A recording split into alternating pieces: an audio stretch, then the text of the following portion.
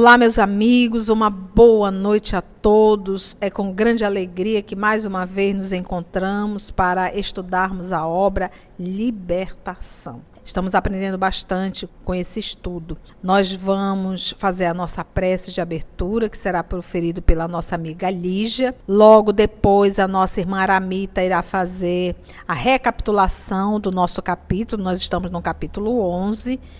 E logo depois nós vamos retomar a nossa leitura e o nosso estudo. Mestre amigo Jesus, mais uma vez nos reunimos em torno da sua palavra, transmitida pela mediunidade bendita de Chico Xavier, através dos ensinamentos do Espírito André Luiz.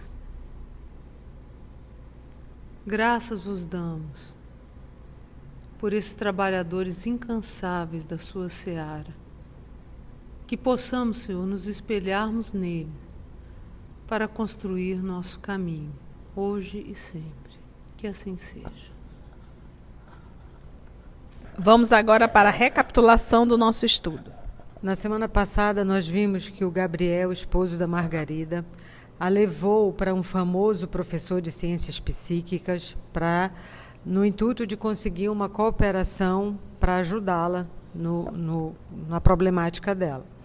E quando eles chegam lá, né, Eloy, Gúbio e André Luiz, e também os obsessores, Saldanha e os outros, eles encontram tanto o local lotado, tanto de encarnados como de desencarnados. E eles veem um senhor, que é um policial, né? Que ele está lá para ser examinado também. E eles começam a olhar para ele e o Gúbio fala sobre as moléstias, o que ele tem, o que ele está apresentando no corpo físico. E nós paramos nessa parte da leitura e a tia estava explicando sobre a fala de Gúbio neste momento.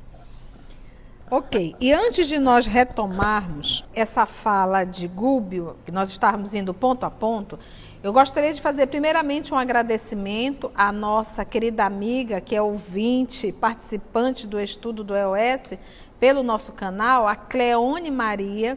Ela fez uma observação para corrigir a tia, porque a tia falou que, lembra no capítulo 10, o nosso irmão Gúbio se aproximou de Saldanha e perguntou por que ele estava perseguindo Margarida, por que aquele processo obsessivo, e se era algo contra Margarida. Então ele respondeu que em verdade não era propriamente contra a Margarida. E a tia acabou interpretando de forma equivocada, acabei falando que o juiz era, em verdade, o esposo de Margarida. Então, está errado, tá? Cleone pediu para que eu corrigisse, a tia está aqui agradecendo e corrigindo. Em verdade, o juiz que promoveu a sentença de condenação ao filho de Saldanha, em verdade, é pai de Margarida e não o esposo da dona Margarida, tá bom? Então, só uma correção. Muito obrigada, tá, Cleone? Titia realmente passou batido, mas o juiz está aqui, o meu é a página 131 do capítulo 10, em que ele diz assim: não propriamente a ela, mas ao pai, juiz sem alma que me devastou o lar. Faz 11 anos, precisamente, que a sentença cruel de um magistrado caiu sobre os meus descendentes, exterminando, tá bom? Então, o juiz não é o esposo, tá? O juiz é o pai de Margarida. Então, vamos agora voltar a essa clínica, onde nós temos um professor dessa área espiritual, dessa área transcendente, e o nosso querido Gúbio já está aqui aproveitando o trabalho e já fazendo do trabalho também um estudo prático para tanto o André Luiz quanto o Eloy. E nós vamos encontrar aqui alguns pacientes. O Gúbio está se aproximando de cada paciente, identificando a sua patologia e comentando. E aqui ele está comentando de um policial. Esse policial, ele era investigador. E está nessa situação dolorosa, junto a essa clínica, na sala de espera, aguardando o atendimento. Então, nosso comentário parou aqui. Eu vou voltar só um pouquinho. com a maneira cruel de proceder, atraiu não só a ira de muita gente, mas também a convivência constante de entidade de péssimo comportamento que mais lhe arruinaram o teor da vida mental. Então, essa perseguição não é por ele ter um título de policial investigador. Não. Ele era um policial, era um investigador e era perverso. Ele sentia prazer em maltratar, em humilhar e em torturar. Então, uma coisa é você prender, a outra coisa é você sentir prazer em humilhar. Então, é isso que está sendo aqui discutido. Chegado o tempo de meditar sobre os caminhos percorridos, porque todos nós envelhecemos, na intimidade dos primeiros sintomas da velhice corporal, o remorso abriu-lhe grande brecha na fortaleza em que se protegia. As forças acumuladas dos pensamentos destrutivos que provocou para si mesmo, pela conduta irrefletida que se entregou levianamente, libertadas de súbito pela aflição e pelo medo, quebraram-lhe a fantasiosa resistência orgânica, quais tempestades que se sucedem furiosas, desmoronando a represa frágil com que se acredita conter o impulso crescente das águas. Sobrevindo à crise, energias desequilibradas da mente em desvario vergastaram-lhe os delicados órgãos do corpo físico. Os mais vulneráveis sofreram. Os mais vulneráveis quem? Os órgãos. Ou seja, aqueles órgãos que ele tinha mais fragilidade foram, obviamente, os que mais sentiram. Então, sofreram consequências terríveis. Não apenas o sistema nervoso padece tortura incrível, o fígado traumatizado inclina-se para a cirrose fatal. Então, o que aconteceu? Durante a sua profissão, durante ele estava ali atuante, ele se escondeu, vamos dizer assim, e não pensava no que fazia, fugindo constantemente da própria consciência. Quando ele chegou na velhice, já na aposentadoria, que se afastou daquele trabalho, as imagens começaram a vir. Começaram a surgir, ele começou a reviver tudo aquilo que ele tinha feito na sua juventude, na sua vida profissional. E aí começou o quê? A culpa. Ele começou aí, é como ele diz, é como se fosse, gente, verdadeiramente um processo de auto-obsessão. E toda essa energia, toda essa carga, como ele diz assim, com maneira cruel de proceder, atraiu não só a ira de muita gente, mas também a convivência constante de entidade de péssimo comportamento. Porque quando você faz o bem a alguém, você recebe a gratidão do outro. Então, a energia do outro é boa. Mas quando você faz o mal, é como ele diz aqui, olha, recebeu o quê? A ira de muita gente. E ele passou a se associar com a entidade de péssimo comportamento. Por quê? Porque ele tinha um péssimo comportamento. Vai se vincular com quem? Com espíritos nobres? É associação, gente. Mensagem do livro Pensamento e Vida, que eu vou estar sempre dizendo, estudem essa obra. É de fundamental importância Pensamento e Vida. Então, vamos lá. Sentindo-nos as interrogações silenciosas do olhar, quanto à solução possível naquele enigma doloroso, o orientador Gúbio acrescentou: este amigo, no fundo, está perseguido por si mesmo, atormentado pelo que fez e pelo que tem sido. Só a extrema modificação mental para o bem poderá conservá-lo no vaso físico. Uma fé renovadora, com esforço de reforma persistente e digna da vida moral mais nobre, conferir-lhe-á diretrizes superiores, dotando-o de forças imprescindíveis à autorrestauração. Permanece dominado pelos quadros malignos que improvisou em gabinetes isolados e escuros, pelo simples gosto de espancar infelizes a pretexto de salvaguardar a harmonia social. A memória é um disco vivo e milagroso. Fotografa as imagens de nossas ações e recolhe o som de quanto falamos e ouvimos. Por intermédio dela, somos condenados ou absolvidos dentro de nós mesmos. Olha que interessante. Olha só, volta aqui, vamos lá, vamos processar isso aqui, porque isso serve para todos nós, gente. Lembra, ele era um policial, tá? Ele era um policial. Olha o que ele diz aqui. Este amigo, no fundo, está perseguido por si mesmo. É um processo de autoobsessão. Por quê? Porque ele sabe que ele teve atitudes cruéis. Este amigo, no fundo, está perseguido por si mesmo, atormentado pelo que fez e pelo que tem sido. Pelo que ele fez e porque ele tem sido ainda. Olha qual seria a cura dele. Fica a dica aqui, gente. Hashtag, né? Só a extrema modificação mental para o bem poderá conservá-lo no vaso físico, para ele permanecer vivo. Teria que haver uma mudança extrema, uma modificação mental para o bem. Então ele pensa o mal, ele revive todas as cenas. Nós somos filhos de Deus. Nós temos o DNA divino. A nossa essência é divina e nós fomos feitos para amar. Quando nós falamos assim, nós somos filhos de Deus, nós vamos reportar João Evangelista, Deus é amor. Então, quando nós falamos o nosso DNA é divino, a nossa essência é amar.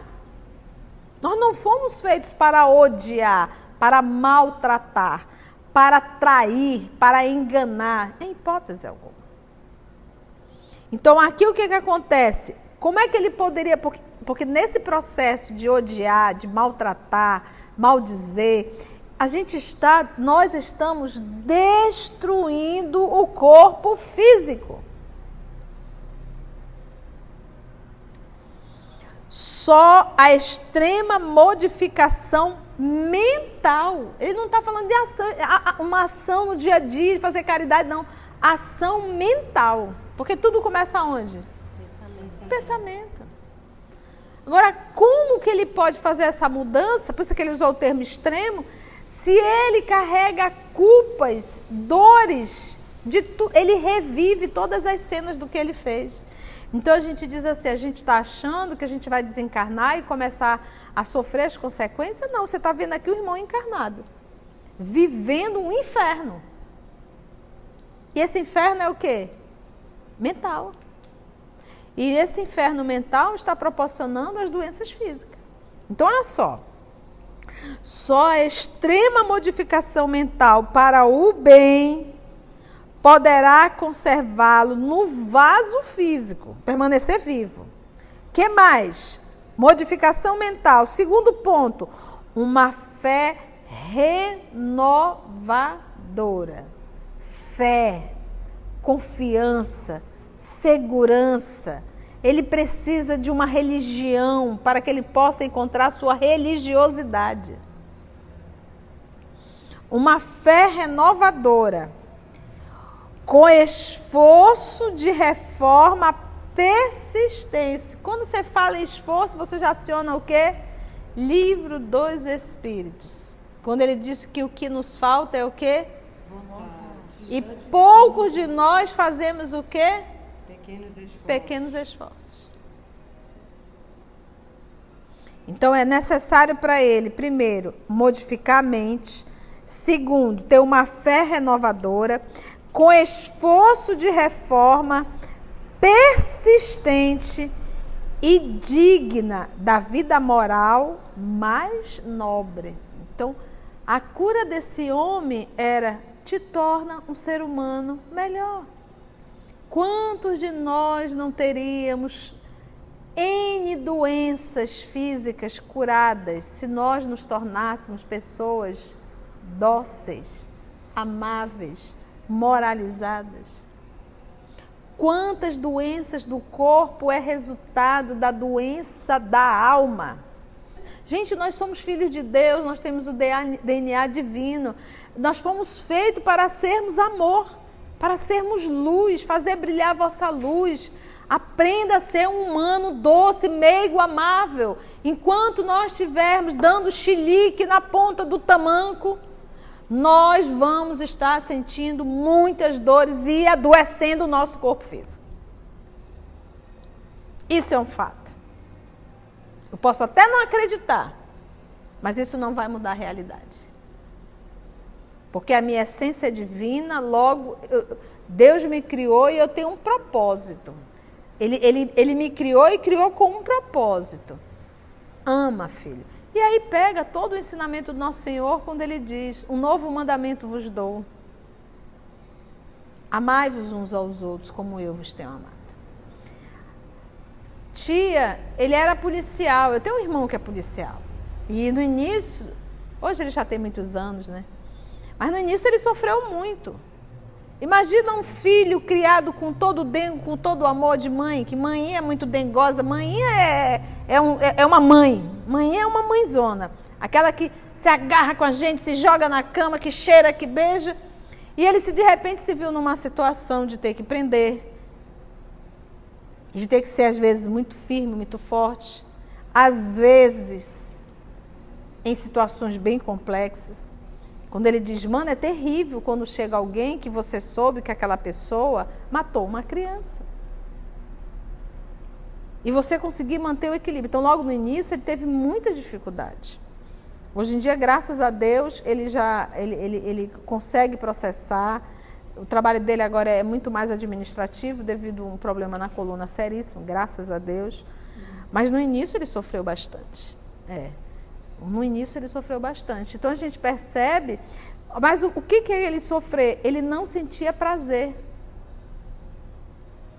Ele não sentia prazer, apesar de saber da patologia daquelas pessoas, da perversidade daquelas pessoas. Então ele passou a exercer a sua profissão, mas não usar da profissão para maltratar muito mais ainda, entende?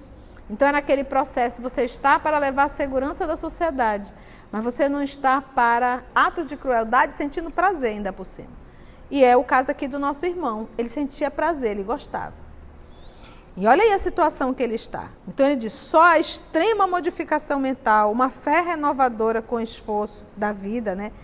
De reforma persistente, digna da vida moral mais nobre, conferir-lhe-á diretrizes superiores, dotando-a de forças imprescindíveis à autorrestauração. Autorrestauração. Então aí, tem obsessor aí? Não, é auto-obsessão. É uma auto-obsessão. Resultado do quê? Da crueldade. Da própria crueldade, da culpa que ele carrega, porque ele sabe que ele exagerou. É isso para tudo. Seja para um juiz, seja para um promotor, seja para um delegado, seja para um policial, seja para um militar, seja para um médico. Quantas vezes a gente usa do título que nós temos para humilhar?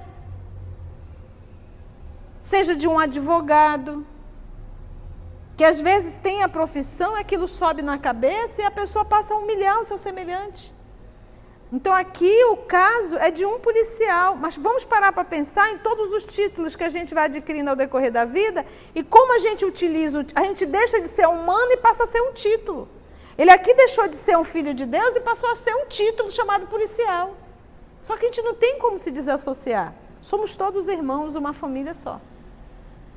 Então ele diz, ele permanece dominado pelos quadros malignos que improvisou em gabinetes isolados e escuros. Olha lá, ele permanece dominado pelos quadros malignos que ele mesmo criou e improvisou.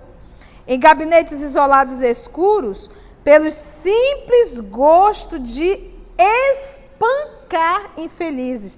Simples gosto. Você imagina o que é espancar uma pessoa, gente? Sangue para um lado e sangue para o outro. Tem algo que eu vou sempre condenar, porque é um absurdo você vê família se reunindo em frente a uma TV para ver pessoas se socarem. Que valores você vai passar ao seu filho? Ou você passar um domingo em frente a uma TV, vendo dois humanos se socarem, pulando sangue, e você sentir prazer nisso. Isso mostra, meu irmão, minha irmã, o quanto você ainda é primitivo. Me perdoe. Pode ficar de mal com a tia, não tem problema não. Mas é um ato de primitivismo. Nós estamos falando de Roma antiga. E ainda hoje, 2021, a gente chamar isso de esporte. Gente, é proibido ver dois galos brigar. Você sabia que da cadeia? Dois humanos brigar não é proibido, é legal. É um show. Então, olha como os nossos valores são tristes e invertidos. Porque há um interesse financeiro muito grande por detrás de tudo isso. Então, vamos parar, porque de certa forma, eu estar olhando para uma TV e vendo duas pessoas se espancarem, olha aí o que eu estou ouvindo. Porque é a próxima fala dele. Quando ele diz, ele permanece dominado pelos quadros malignos que improvisou em gabinetes isolados e escuros, pelo simples gosto de espancar infelizes. Porque era gabinete escuro, porque você não pode espancar, é proibido. Mas você tem uma salinha lá atrás escura e você vai espancar. Sai sangue, quebra osso, quebra cabeça, os olhos ficam muito machucados. E espancar não era com a mão não, gente. Você pensa que ele ia machucar a mãozinha dele? Era com cacetete. Cacetete com certeza. Sabe Deus o tipo de instrumento que ele tem lá dentro. E ele diz, pelo simples gosto de espancar infelizes, a pretexto de salvaguardar a harmonia social.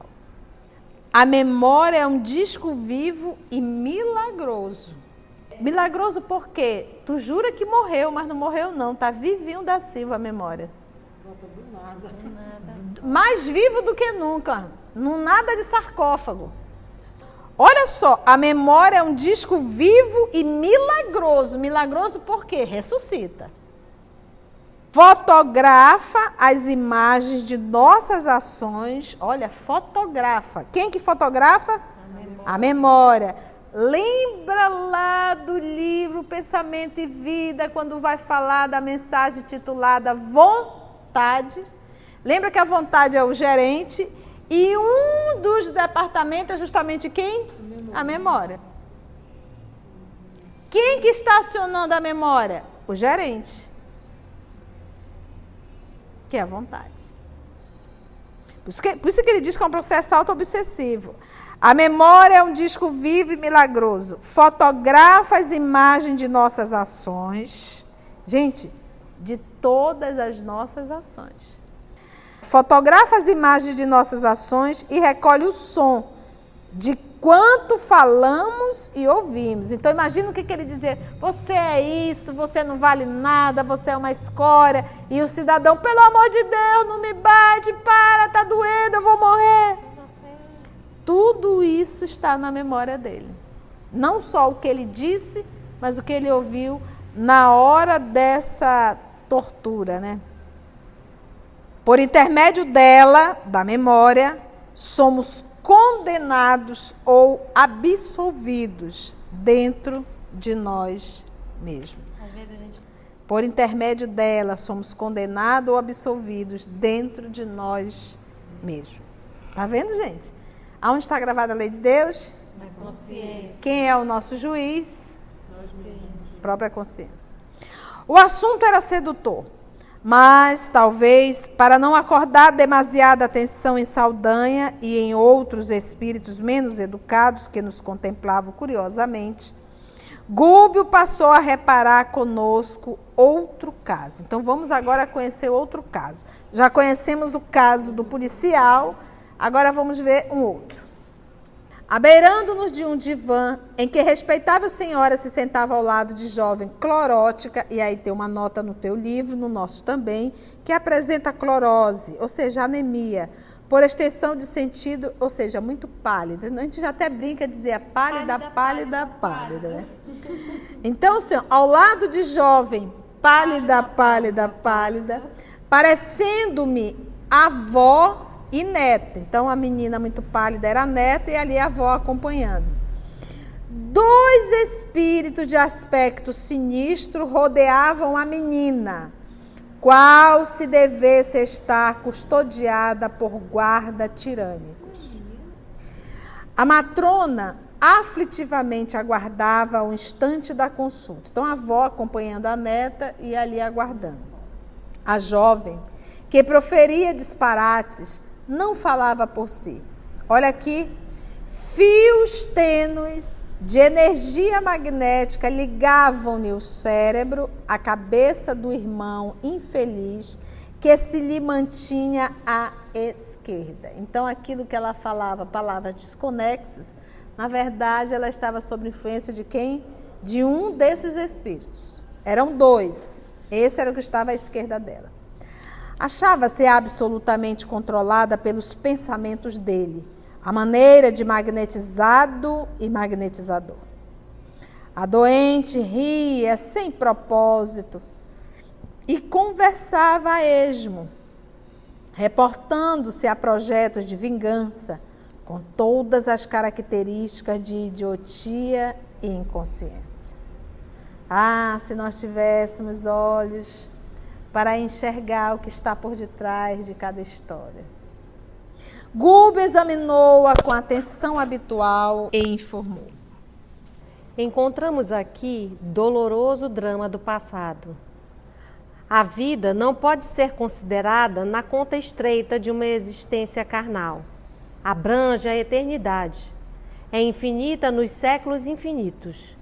Esta menina comprometeu-se gravemente no pretérito. Desposou um homem e desviou-lhe o irmão para vicioso caminho. O primeiro suicidou-se e o segundo asilou-se no fundo vale da loucura. Ei-los presentemente ao lado dela para deplorável vingança. Na atualidade, a avózinha preparou-lhe um casamento nobre, receando deixá-la no mundo entregue a si própria. Entretanto, em véspera de concretização do plano benéfico, ambas as vítimas de outro tempo, mentalmente cristalizadas no propósito de desforra, buscam impedir-lhe a união esponsalícia. O ex-marido trajado, em fase primária de evolução, ainda não conseguiu esquecer-lhe a falta e ocupa-lhe os centros da fala e do equilíbrio. Enche-lhe a mente de ideias dele, subjuga e requisita-lhe a presença na esfera em que se encontra. Permanece a pobrezinha saturada de fluidos que lhe não pertencem. Certamente já peregrinou por diversos consultórios de psiquiatria sem resultado e vem até aqui procurando socorro. Encontrará remédio adequado? Interrogou Eloy sob forte impressão. Não me parece muito bem encaminhada. Elucidou o nosso dirigente sem presunção. Exige renovação interior e, ao que acredito, não obterá nesta casa senão ligeiro paliativo. Em casos de obsessão como este, em que a paciente ainda não pode reagir com segurança, faz-se indispensável o curso pessoal de resistência.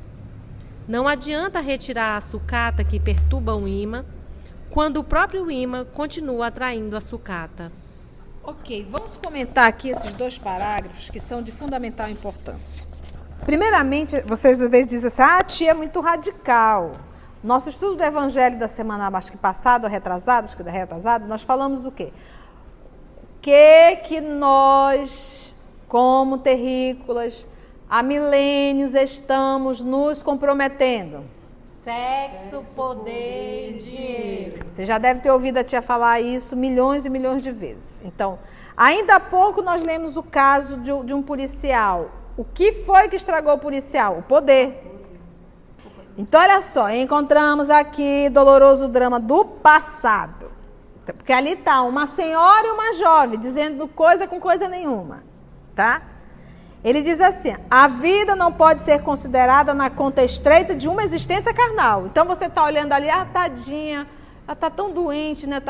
Eu não posso olhar para uma pessoa e achar que aquela é a primeira existência dela. Nós acompanhamos um caso que eu me recordo que o Espírito disse assim para mim, ele usou uma palavra tão dura, e obviamente eu nunca comento, estou comentando aqui com vocês, mas a gente não fala nome. Ele dizia uma frase, dizia assim, é o meu algoz, uma coisa assim, uma coisa bem dura, era uma frase, mas a palavra algoz gravou na minha cabeça. E aí eu conversando com os familiares, e eu disse assim, o que ele costuma falar? Ele reclama dos algozes. Aí eu fui, né? Mais ou menos, ele disse, essa palavra ele repete constantemente. É meu algoz, é meu algoz, é meu algoz. Isso foi exatamente o que o Espírito falou. Então a gente para pensar, quando você olha para uma pessoa nessa situação, você que é da área da psiquiatria, você que é psicólogo, você que é psicanalista, a gente não dá conta, não tem como olhar para aquela pessoa e achar que tudo é resultado do organismo de uma existência. Pode ser orgânico? Pode, mas isso tem uma história. Por isso que a gente diz, as existências, elas são solidárias. Há uma continuidade. Então aqui a gente está vendo algo de uma outra existência, refletindo nessa aqui. Olha só, a vida não pode ser considerada na conta estreita de uma existência carnal. Ela abrange a eternidade. É infinita nos séculos infinitos. A vida. Por isso que a gente diz, existências são várias, mas a vida é uma só. O que essa criatura fez? Ela desposou um homem e desviou-lhe o irmão para vicioso caminho. Ou seja, ela casou com um e prostituiu o outro. Porque ela teve um caso. Aqui, na verdade, o nosso irmão Gubo, ele é muito polido realmente, né? O respeito como esses espíritos nobres retrato. Mas nós aqui já entendemos o que é isso. Então ela teve um caso com o irmão. O que aconteceu? O primeiro, que era o marido, o que ele fez? Cometeu suicídio. O marido dela não aguentou o tranco e cometeu suicídio. E o segundo, o irmão dele, asilou-se no fundo vale da loucura. Olha lá, qual a encrenca dessa jovem? Sexo. Na atualidade, a vovozinha arrumou um casamento para ela nobre, receando deixá-la entregue a si própria. Ou seja, cadê a mãe e cadê o pai dessa menina? Mãe e pai. Ninguém sabe onde está. Quem que está cuidando dela? Vovozinha. Agora volta lá ao passado. Ela honrou com o lar? Não. Honrou com a família? Não. E agora ela está passando essa experiência. Nem pai, nem mãe, e há a probabilidade de ficar só no mundo. Entendeu? Então, tudo aquilo que eu não valorizo, me é tirado. É a história dos talentos. Então, no mundo entregue a si próprio. Entretanto, em vésperas da concretização desse plano benéfico, né, ambas as vítimas, ou seja, os irmãos, esses dois que estão ao lado são irmãos. De outro tempo, mentalmente cristalizadas no propósito de desforra, querem lá vingar-se, buscam impedir-lhe a união. Ele diz, o ex-marido ultrajado em fase primária de evolução, porque é um espírito ainda bem atrasado. E, obviamente, ele não vai perdoar. Então, às vezes, dependendo para quem eu estou fazendo mal, a pessoa pode perdoar e seguir o curso dela. Mas isso não tira a responsabilidade do que eu fiz. Porque a gente tem uma crença de que é necessário eu estar lá para eu tomar conta do que o outro fez. Não, não. Eu perdoando, eu me liberto da ação perniciosa. Mas o outro continua com a responsabilidade do mal que fez. E vai ter que responder. Esses dois irmãos, eles não precisariam estar aqui fazendo a vingança. Eles só estão perdendo tempo e se comprometendo. Lembra da história do mal? Ela fez o mal? Fez. E eles estão dando continuidade a esse mal. E volta para eles, né? E volta para eles. Então, o que eles fazem? Enche-lhe a mente de ideias dele, ele subjuga a moça, requisitando a presença na esfera em que se encontra. Requisita-lhe a presença na esfera em que se encontra. Ele leva ela. Permanece a pobrezinha saturada de fluidos que ele não pertence. Os fluidos são de quem? deles, que é o pensamento, gente. E ele diz, certamente ela já andou aí em vários consultórios psiquiátricos, né, gente? E aí André Luiz, na verdade o Eloy pergunta, né, se vai ter remédio. Ele diz, olha, não me parece muito bem encaminhada. Tem remédio adequado? Não me parece muito bem encaminhada. Exige dela o quê? Renovação interior. Alguma diferença do policial? Não. Fica a dica, tá, gente? Exige renovação interior e, ao que acredito, não obterá nesta casa senão um ligeiro paliativo. Ali naquela casa, é por isso, gente, que é muito bom o trabalho religioso e o trabalho da ciência. Juntos, sabe? Junto, lado a lado. E você incentivar principalmente a pessoa a fazer o bem. Eu conheci um rapaz que ele foi para um atendimento psiquiátrico e depois... E aí, como é que foi? Ele disse, você acredita que o médico mandou eu fazer um rancho e entregar para uma família bem pobre? O psiquiatra. Olha que interessante. Para eu entregar, para eu começar a fazer a caridade. Olha só, eu fiquei super feliz. Ele não entendeu que aquilo fazia parte do tratamento dele mesmo. Entendeu? Então, olha só. Exige renovação interior e, ao que acredito, não obterá nesta casa, ali no consultório, senão um ligeiro paliativo. Em casos de obsessão como este, em que a paciente ainda pode reagir com segurança, faz-se indispensável o curso pessoal de resistência. Não adianta retirar a sucata que perturba um ímã, quando o próprio ímã, quem é o ímã aí? Continua atraindo a sucata. Então é necessário o quê? É necessário uma transformação moral. Efetivamente, seríamos singularmente favorecidos por ensinamentos novos se persistíssemos no estudo em foco. Todavia, Saldanha, de longe, nos endereçava olhar indagador e era preciso seguir adiante. Cenas do próximo capítulo. Queridos irmãos, com a graça de Deus, nosso Pai, a proteção da espiritualidade amiga, apesar das dificuldades, mas graças a Deus nós conseguimos concluir a gravação do estudo da obra Libertação. Então, nosso sentimento é de gratidão. Vamos envolver a nossa irmã Aramita, que ela irá fazer a nossa prece de encerramento. Amigo Jesus, queremos te agradecer a oportunidade da vida, a oportunidade desse encontro, a oportunidade do trabalho no bem. Obrigada por mais esse dia, por mais essa semana, por essa oportunidade. E nesse lugar tão especial, eu lembrei dos amigos e queria pedir uma bênção de luz para o amigo Miro, para o amigo Júlio Alexandre, onde quer que eles estejam, e os outros amigos que por aqui passaram. Protege-nos a todos, Senhor, nós aqui presentes, ajuda-nos na nossa caminhada, tanto encarnados quanto desencarnados, que possamos lembrar dessas lições de Gúbio para procurarmos sempre a renovação interior, o bem, esquecer o mal. Lembrarmos que nunca estamos sós, por mais que estejamos sós, nós estamos conosco, a memória fotografa, a memória grava.